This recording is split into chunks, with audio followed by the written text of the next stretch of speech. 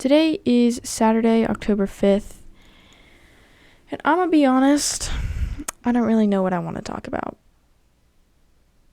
I guess one thing that I did learn today was that there are no downsides to asking for help. This is completely unrelated, but I feel like today I was trying to just ask for help more often. Because I tend to have a mindset of self-sufficiency and just thinking I can do everything by myself, which is not bad, but more and more I've recently just been hearing and realizing how helpful it is to just ask for help and to just ask for, maybe not necessarily ask, but to accept help and to not let your ego control the fact of whether you need help with this thing or not. Because asking for help is saying, I'm not enough. And that's generally hard to do for our ego, to say, I'm not enough. But other than that, other than hurting your ego, which is ultimately good for you, there are no downsides to asking for help. And it is good to practice that kind of humility when you need help with something.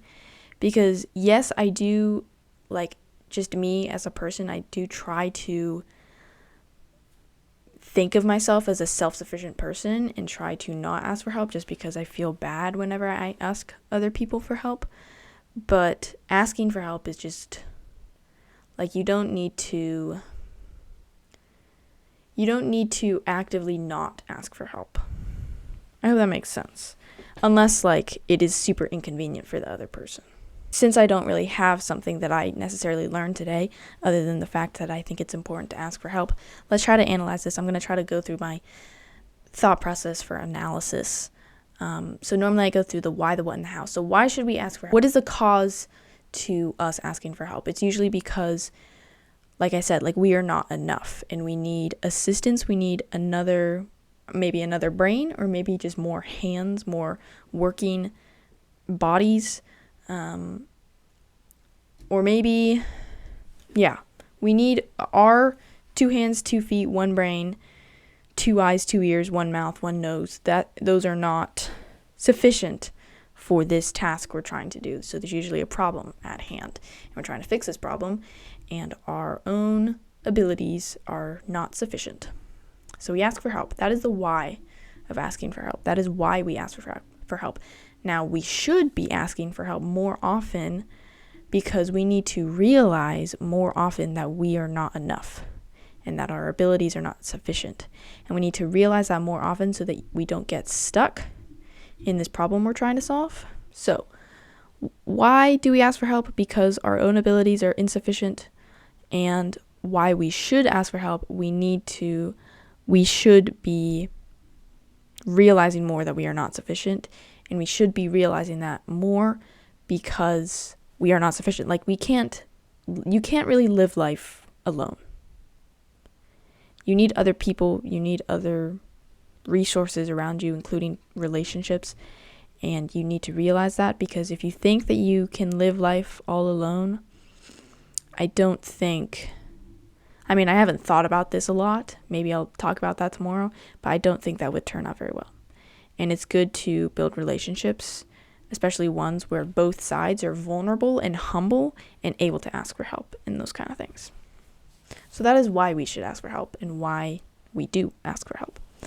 So what is asking for help? What is asking for help?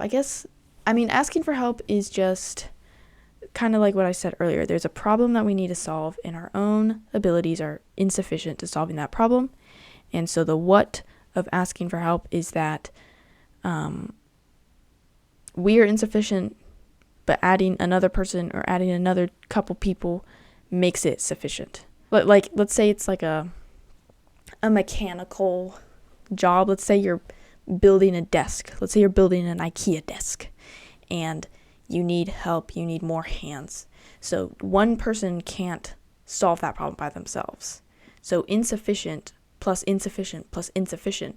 3 individual insufficient people create a sufficient solution, or let's say 2 insufficient people create a sufficient solution to solving that problem of building your desk or whatever. So asking for help is just collaborating, taking 2 insufficient beings and collaborating to solve a problem and to ultimately be sufficient as one unit. And then the how. How do we ask for help? Well, we have to humble ourselves and to realize that we are not sufficient. And then we need to go find a person or have someone in mind that may not be sufficient in that category, but together you can work together and collaborate to ultimately be sufficient to solve that problem. Oh no, I'm kind of just yapping. So that is my analysis for asking for help, which is ultimately just realizing that you are insufficient and finding someone else so that you two together can be sufficient in solving a problem. Now, this insufficiency might be like physical, like you're trying to hold things and you only have 2 hands and you need someone else to help you hold stuff. That's like a physical insufficiency, but also might be mental or emotional. Let's say you're having some mental issue and you can't handle it all by yourself, and you need to dump the load, or at least dump some of the load on someone else so you can collaborate and work together to fix this problem. So yeah, it can be physical, it can be emotional, mental. Essentially, you're just taking 2 insufficient people, collaborating and sharing the load across these 2 people to solve the problem. This is a perfect opportunity to make a drawing. Okay, here is my crude drawing, my stick figure drawing for asking for help and how to solve problems in that way. So the first one, that is you, and you're trying to carry this load, whether that be a physical load or an emotional load. But it is unstable. You are insufficient in carrying this load, and it keeps on falling over, and it keeps on breaking down, and you don't know what to do about it. So you ask for help, and now both of you are carrying this one load, whether it be physical or emotional, and you are able to sustain and carry this load and move it to new places. Oh my goodness, that is my analogy. Okay, this is the analogy. You're carrying a load. Let's say you're carrying a big, long wooden plank, and it's really, really heavy, and you're holding it above your head, but because it's super long and heavy, it is unstable, and you keep going like this, and it keeps falling over, and you're not able to handle the load, and you're not able to move it anywhere. So if this is emotional load, then you are trying to support this really heavy emotional load all by yourself, but it keeps breaking down, and you're not able to move it anywhere. It's not changing. It's not doing anything. You're just getting crushed by it. But then you ask someone else for help, and you're both able to support this really long, hard load, and you're able to support it and move it to new places, which means you're able to progress on it and solve that problem and work on that problem. So that is my analogy for solving problems with other people. There's a quote that goes, if you want to go fast, go alone, and if you want to go far, go together. So in a way, this is kind of similar. If you're trying to carry something, it is a lot easier to go faster when you are in control of only your own body, but you will tire faster, and you won't be able to support that load sustainably. So you might be faster when you're moving the load, but it's not sustainable. So if you want to go far, go together. So take someone else with you to carry this load. Yes, maybe it's slower, but you will be able to ultimately get it to where you need it to go in a lot more sustainable and better way. So it's so weird how I literally didn't have anything to talk about today, and then I turned on the camera, just started yapping, and now I have this cool analogy that I made up, and I feel really good about it. So if you clicked on this video, then thanks for coming this far. Here is how to solve problems that you are stuck on. How to solve problems that you are stuck on. get someone else. Get someone else to help you with your emotional or physical load, and you can support it together, and you can move it to new places and solve your problem together, because that is ultimately the more sustainable and better way.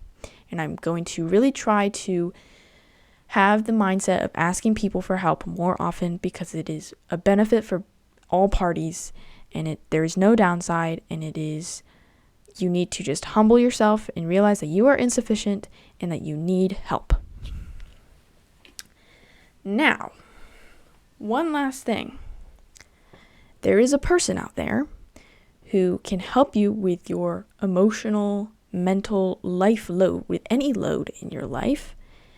And this person will never forsake you, will never abandon you, will never forsake you, and will always be there for you, whether or not you forsake them or not. They will always be there. And that person is God. So he created us, and he loves us, and he will always be there for you no matter what. No matter how many times we turn away from him, no matter how many times we ignore him through the good times, he will always be there for us, and we can always go back to him. He is our safe spot. Now, I'm not saying that you only go to him in the hard times, because he is there for the good times too, and you need to be thankful for him in the good times too. But know that he is there for you at all times. And if you need help carrying an emotional load, yes, definitely go seek another friend or family member who are really close to, and ask for their help, because having that direct communication that you can, that is more tangible, is a very good benefit. It is a very good, that's very helpful. But there's also someone out there, our Creator, who is always going to be there for you, no matter if you have those people in your life that will help you through those emotional times. If you don't, if you do, he will always be there for you. And I encourage you to build a relationship with him, because that will ultimately determine your life. That will change your life. I've talked about this in many other videos, and I want to talk about it more, but that is my say for today. So your action point for today is to ask for help. If you have a physical, or mostly, I guess I'm mostly trying to focus on emotional loads. If you have an emotional load that is weighing down on you and you aren't making any progress, then go ask for help from 2 different people. Ask for help from a friend or a family member that you are really close to, and that you know can help you support and get through this emotional load. And number 2, ask him for help. Ask God for help, and pray to him, and ask that he will help you through this trial. And even though you are struggling through it, there is a reason why he puts trials in our life, so that we can grow from them. So try to count it all joy. If you know anything about the Bible, then that is from James chapter 1, verses 2 through 4, I think it is. Count it all joy when you meet trials of various kinds, for you know that the testing of your faith produces steadfastness. So, put your faith in him. Trust in him, because he can pull you out of this, and he can set you free in a way. So I encourage you to research that, because I feel like I'm not the most experienced or knowledgeable person to be listening to with these kinds of things, but I do encourage you to research it and read your Bible to learn more about it. Yeah, that is your action point for today. Ask for help, because you can't support this load on your own, and you need to realize that. So that is what I have to say today. I will link a video right here that will help you understand more about how building a relationship with God makes you more valuable. I talked about that in a previous video, so that'll be right here. And yeah, if you want to see more videos like these, then definitely subscribe, because I am posting every single day talking about what I learned that day. So if you subscribe, then I will see you tomorrow. Bye.